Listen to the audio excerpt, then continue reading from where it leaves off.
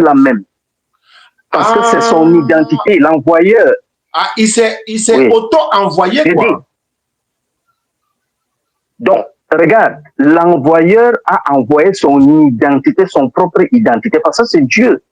Il envoie sa propre identité, parce que quand il reste Dieu, tel qu'il est, il est invisible, il est inconnu. Mais maintenant, pour que sa créature le connaisse, il faut qu'il se crée, il naît en lui une identité propre à lui qui vient dans sa création. D'accord. Quand il vient dans sa création, quand il vient dans sa création, il dit plus qu'on l'a envoyé, puisque c'est lui-même qui est l'envoyeur. Mais il ne doit plus venir nous dire j'ai été envoyé, puisque c'est lui-même qui est l'envoyé. Pourquoi il vient dire encore que j'ai été envoyé?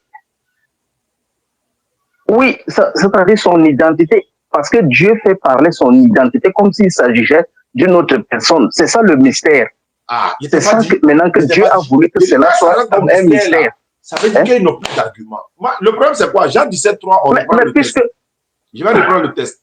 Jean 17, verset 1, dit ceci. Regarde ce que le premier verset, parce que chaque verset que tu vas donner, on regarde à la lumière. Après avoir ainsi parlé, Jésus leva les yeux au ciel et dit, Père. Première question. Jésus s'adresse à qui ici? Au Père, c'est lui qui a fait toutes ces choses. Non, il s'adresse à lui-même. C'est lui qui a voulu que ces choses soient ainsi. Voilà. Il s'adresse à lui-même ou bien il s'adresse à une autre entité? C'est l'identité qui parle à sa propre personnalité. Je vais savoir. Jésus s'adresse à une autre entité ou bien il s'adresse à lui-même? Il s'adresse à lui-même comme si c'était une autre personne. Voilà. Donc s'il s'adresse à lui-même, on continue. Maintenant, il dit, Père, l'heure est venue. Glorifie ton Fils, afin que ton Fils te glorifie. Il y a combien de personnes ici? Oui. Ici, on a l'impression qu'il s'agit de deux personnes. Mais quand l'écriture qu'on voit de nos propres yeux là, il y a combien de personnes? Oui, là, c'est deux. Quand il dit Père, glorifie ton Fils, là, littéralement, c'est deux personnes, oui. Donc, dans le texte, c'est deux personnes. Qui est qui? Oui, littéralement. Il y a le Père et le Fils. Donc, c'est deux personnes différentes. C'est comme si... Oui, c'est comme si je parlais de ton cerveau et de ta main. Non. Donc, quand tu écris, par exemple... Non, pas de mon cerveau, pas de mon cerveau et ma main. Pas de mon cerveau, mais de mon papa et de son enfant. Non. Regarde, Dieu n'accouche pas comme un... là, maintenant, parce que quand tu parles de cerveau, là, est-ce que tu parles de Dieu là-bas? Quand tu parles de cerveau, est-ce que tu parles de Dieu? On reprend le test. Après avoir ainsi parlé, Jésus leva les yeux au ciel et dit, Père, l'heure est venue. Glorifie ton Fils, afin que ton Fils te glorifie. Il y a deux personnes. Il y a qui et qui? Les deux personnes, qui et qui? Le Père et le Fils. Maintenant, entre les deux, là, qui est plus grand? Le Père et le Fils. Voilà, je prends donc un exemple pour t'expliquer, après reviens sur ça, s'il te plaît. Laisse-moi prendre cet exemple. Je dis, quand tu prends un stylo, tu écris sur la feuille. Tu tiens le stylo avec ta main, non? Oui, je tiens le stylo. Avec ta main. Oui. Maintenant, si je te demande que qui écrit sur le papier, là, c'est ton cerveau ou c'est ta main? Oui, c'est ma main qui est en train de manipuler le stylo pour écrire. Et maintenant, est-ce que le cerveau, c'est toi? Si tu n'as pas de cerveau, est-ce que ta main peut écrire? D'accord. Si elle n'a pas de cerveau, ma main ne peut pas écrire. Voilà. Donc, tu vois donc que le cerveau utilise la main pour écrire. D'accord. D'accord. Ça, j'ai compris. Moi, je suis mais maintenant, s'il faut... Maintenant, quand la main parle au cerveau, est-ce que la main peut dire que je suis plus grand que le cerveau? La main, non. Non, c'est le cerveau qui est plus grand que la main. C'est celui qui le commande. Or, mais maintenant, ils font la même chose. Ils écrivent au même moment. Le cerveau agit, la main aussi agit. D'accord. Ça, c'est une personne, non? Un exemple. Oui, mais qui agit en deux, c'est-à-dire cerveau et main. Oui, mais c'est la même personne.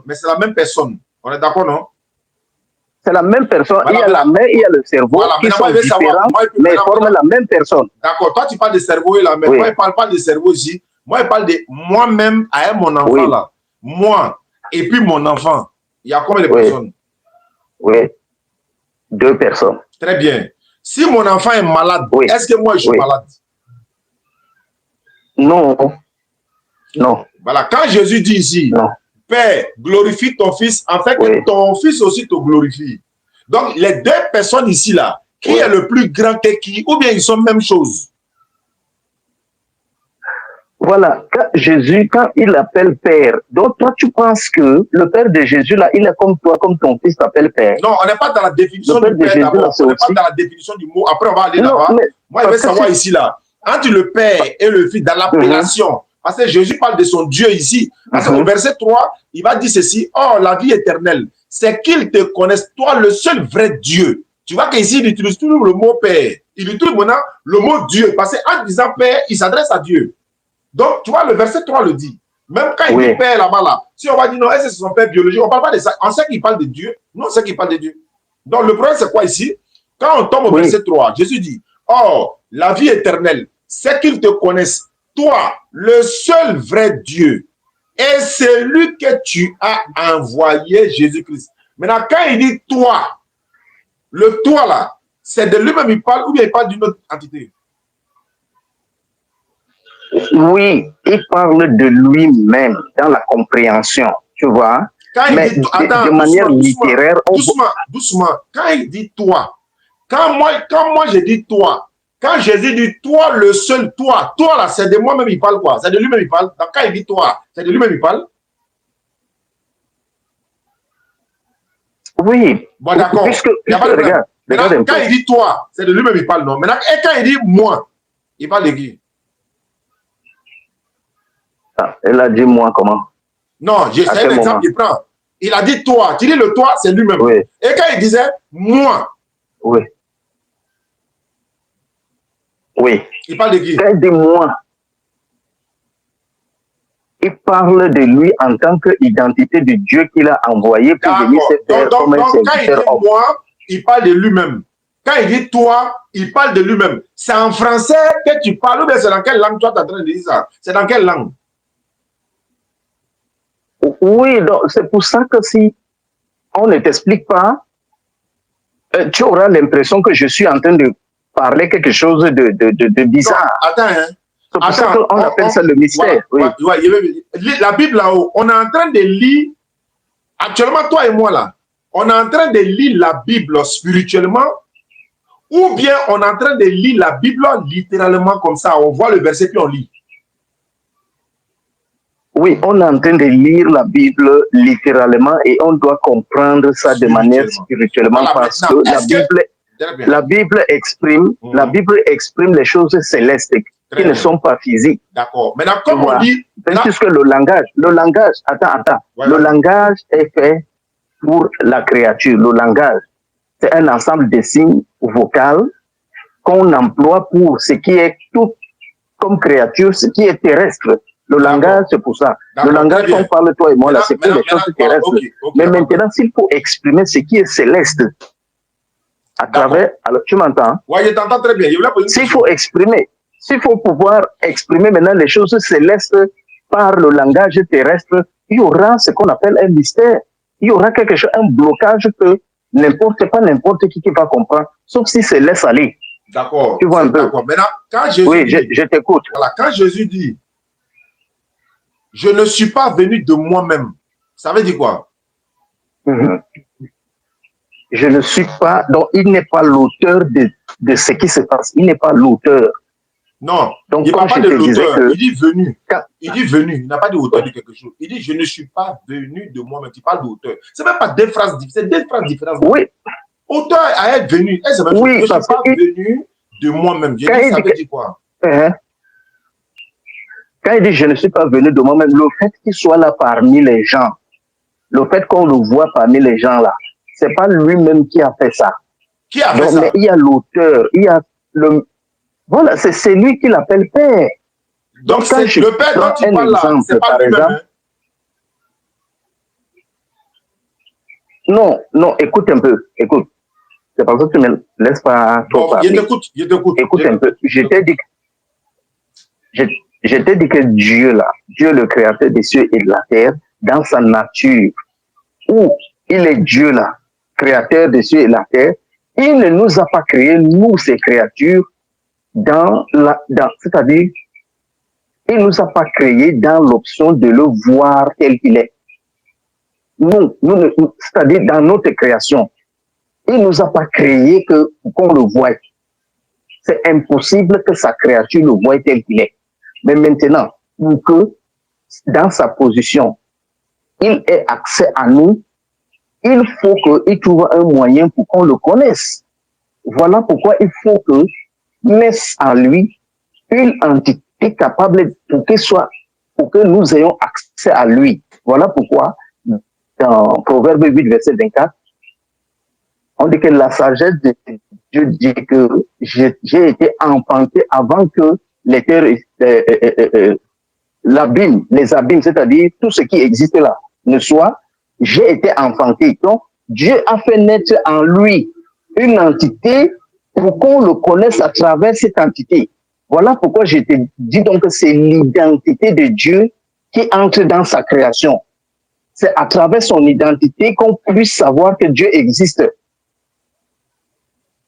Voilà, mais maintenant son identité vient maintenant s'exprimer comme si il était une créature comme nous, comme s'il était un serviteur comme nous, et il parle de lui-même et il parle de celui qui a voulu que les choses soient ainsi.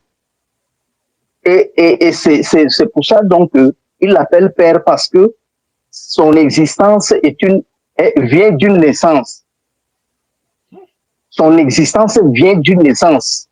Parce qu'il naît du Créateur pour que le Créateur veuille que nous le connaissons à travers lui. À travers lui, là. Parce que sans lui, personne ne peut connaître le Créateur. Personne. Maintenant, voilà pourquoi Jésus dit que celui qui me voit ne me voit pas, mais voit celui qui m'a envoyé. Donc, c'est ça le langage de Jésus. Je t'écoute, hein? Voilà. Et il ajoute encore, il dit, celui qui me voit a vu celui qui m'a envoyé.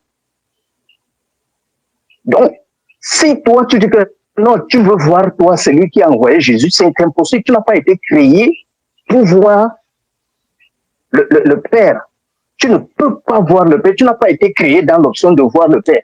Même au paradis, tu ne peux pas le voir. Même au paradis. Ce n'est que son identité qu'il a fait là. Ce n'est que ça que tu vas voir. Donc voilà. Oui, je t'écoute. Pour redescendre un peu sur terre, je pose une question. Qui est Jésus? Oui.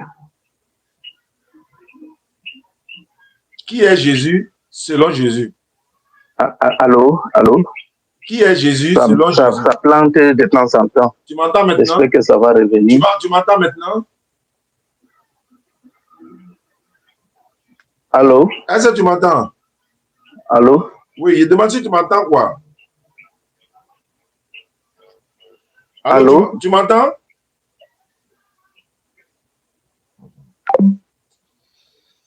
Les gens là, ils vous font pas pitié.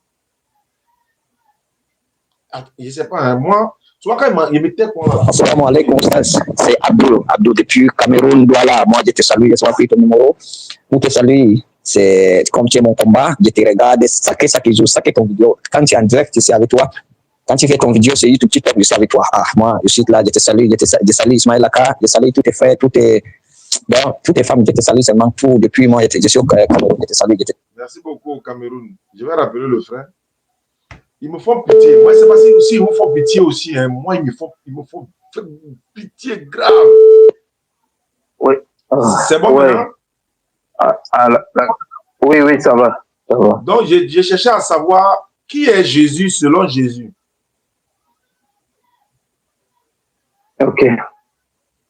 Selon Jésus lui-même, il est celui qui a voulu qu'on le connaisse à travers sa parole. qu'on le connaisse à travers sa parole. Donc, qui est Jésus? Selon Jésus. Ouais. Oui, selon Jésus maintenant. Non, ça c'est selon nous maintenant les chrétiens. Non, nous qui lisons sa parole. Je pose ma question. Qui est Jésus selon Jésus lui-même? Qui est Jésus selon Jésus? Il a dit qu'il est celui qui est sorti du Père. Donc, en d'autres termes, il est celui qui est sorti du Père. Oui, mais celui qui est sorti du Père il est Dieu ou pas? Il n'était pas dit où il est sorti. Qui est Jésus? Qui il est? Il n'était pas dit où il est sorti. Il est sorti en haut, en bas, à gauche. Qui il est? Qui est-il selon lui-même? Jésus n'est pas venu dire, mais Jésus est venu pour qu'on le connaisse. Tu vois un peu? Bon, je vais récapituler. Jésus n'est pas venu dire. Oui. Jésus, il est venu faire quoi sur la terre? Puisque dans 1 Jean 5, bon, verset 20, non, je récapitule encore. Jésus là, il est Dieu ou il n'est pas Dieu? Moi, nous là, toi et moi, nous devons connaître qu'il est Dieu. Non, parce que à travers non, il dit selon Jésus. Hein. Jésus est Dieu selon lui-même, ou bien c'est un envoyé de Dieu selon lui-même. Il ne parle pas de toi. Oh, non, c'est ce que toi tu as dit. Non, c'est ce que vous allez dire. Moi, il parle de lui-même. Bon, tu veux que je te dise ce que lui-même a dit? Voilà, c'est ça que je veux. Il a dit quoi de lui-même? Il dit que lui, il est qui? Jésus a dit que lui, il est qui? Mais il a dit beaucoup de choses. Il a dit que c'est lui qui m'a vu, a vu le Père. Alors, il n'y a pas de paraphrases. Il a dit, est-ce que... Bon, il ne sait pas comment... Il sait, il sait. Mais attends, il y a une reprendre. Est-ce que Jésus a dit que lui, il est prophète?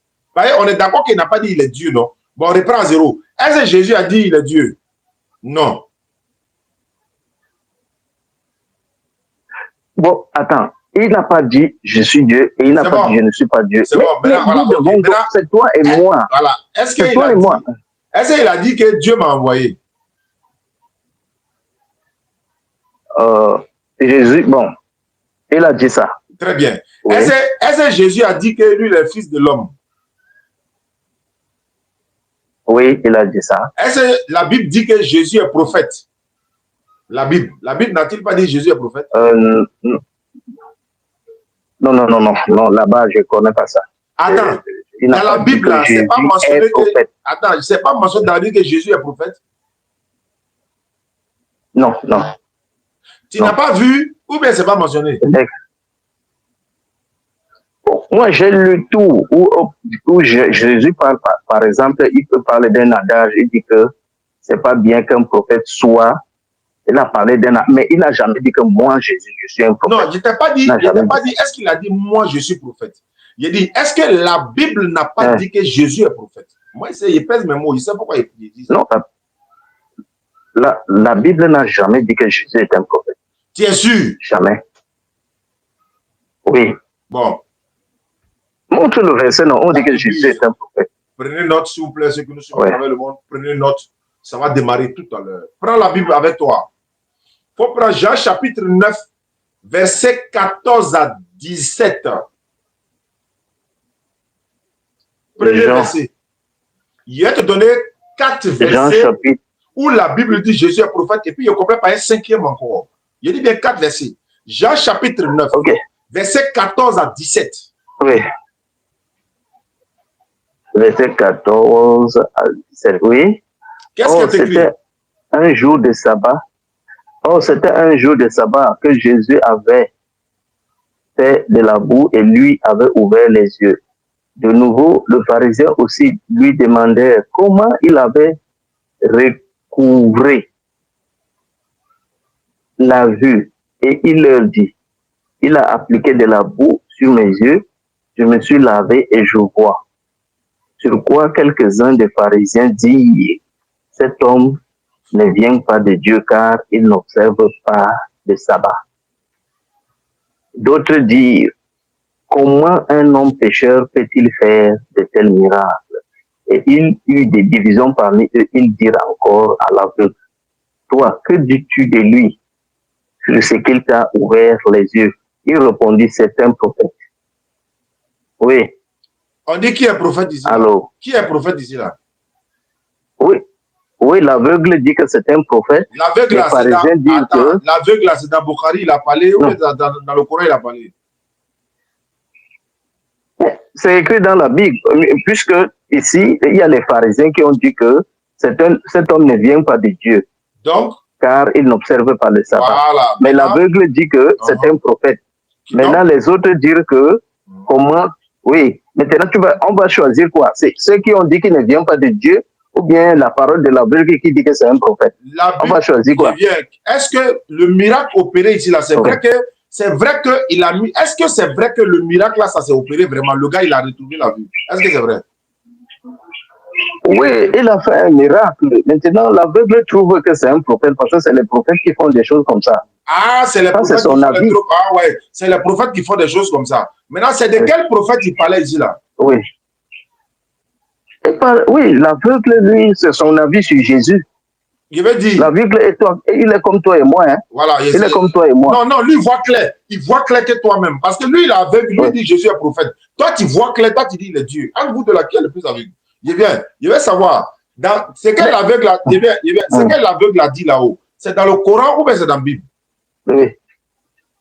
C'est dans la Bible. Donc, la Bible dit Jésus est prophète, mais la Bible n'a pas dit. C'est écrit, mais écoute, la Bible, c'est pas l'aveugle qui a écrit la Bible. Je n'ai pas dit c'est l'aveugle qui a écrit. Non, la Bible a écrit. Je dis, est-ce que la Bible n'a pas dit que la Jésus parole est de prophète? l'aveugle. Est-ce que la Bible n'a-t-elle pas dit que Jésus est prophète? Oui.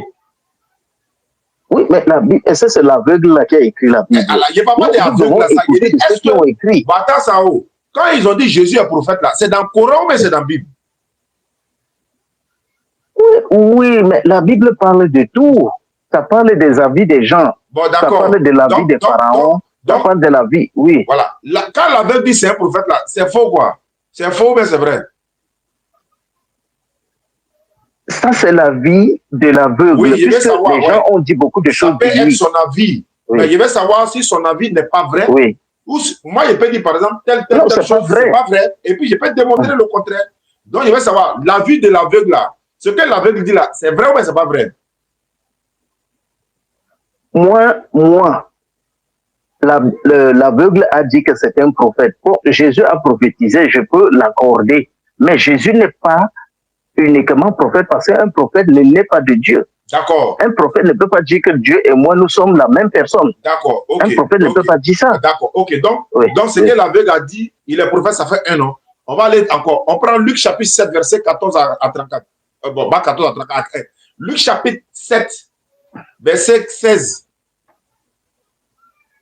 Luc chapitre 7. Luc chapitre 7. Voilà, mais on ne va pas le verset 7. On prend 14 à 16. 14 à 16. Luc chapitre 7, verset 14 à 16. On pourra contextualiser hein, pour comprendre le contexte. Il s'approcha du cercueil. Voilà, voilà, allons-y. Il s'approcha et toucha le cercueil. Ceux qui le portaient s'arrêtèrent. Il dit, jeune homme, je te le dis, lève-toi. Et la mort s'assit et s'est mis à parler. Jésus le rendit à sa main. Tous furent saisis de crainte et ils glorifiaient Dieu, disant, un grand prophète apparut parmi nous et Dieu a visité son peuple. Le grand prophète ici, là, c'est qui? Cette parole sur Jésus se répandait. Cette parole sur Jésus s'est répandue dans toute la Judée et dans tout le pays d'alentour. Voilà. Maintenant, je veux savoir, le grand prophète ici, là, c'est qui?